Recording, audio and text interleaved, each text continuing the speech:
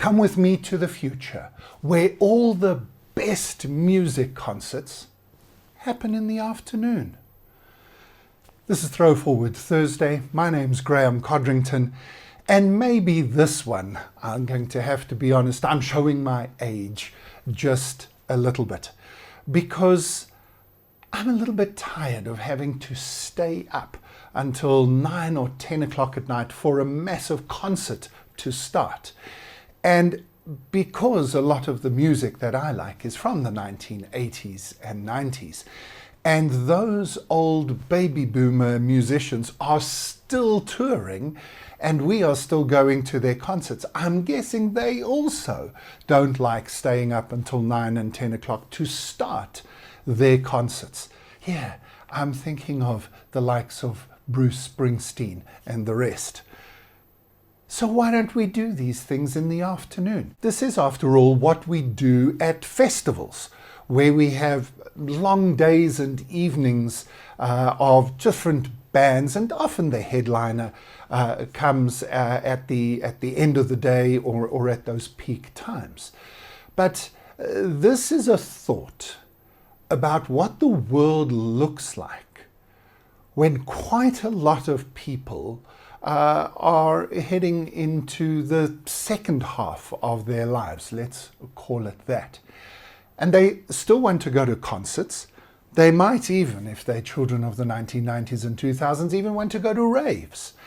But they want to look after their bodies, they want to look after their lifestyles as well. And so maybe the afternoon is not a bad thought. If you're indoors, it doesn't really matter what's going on with the lighting. If you're outdoors, it just feels like a festival.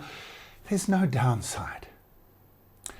As I say, I'm not sure that this is something that is really a future forward scenario similar to what we normally put out on a Thursday. Maybe it's just me getting old and desperately wanting to build a world that I would enjoy. Either way, these are the types of things we need to think about as we live in a world with an aging population, a world filled with diversity, and a world in which opportunities are everywhere. Maybe we need to be thinking about what normal is for concerts. We probably need to be thinking about what's normal in our own industries. What are the things that everybody just takes for granted? Opening and closing times of our retail stores, when we take our weekends, what we consider to be a working week and working hours, the ways in which we connect and communicate with people. There are norms and standards, industry systems that sort of nobody questions.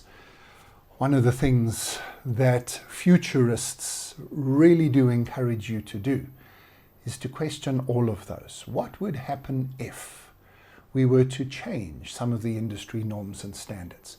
Could it, would it, might it create an interesting opportunity and a potential competitive advantage? And if so, isn't it worth just a little experiment? Hey, Bruce Springsteen, the boss, if you're listening, I'd come to a 3 o'clock show, no doubt. Thanks for joining me in the future. I'll see you again next week.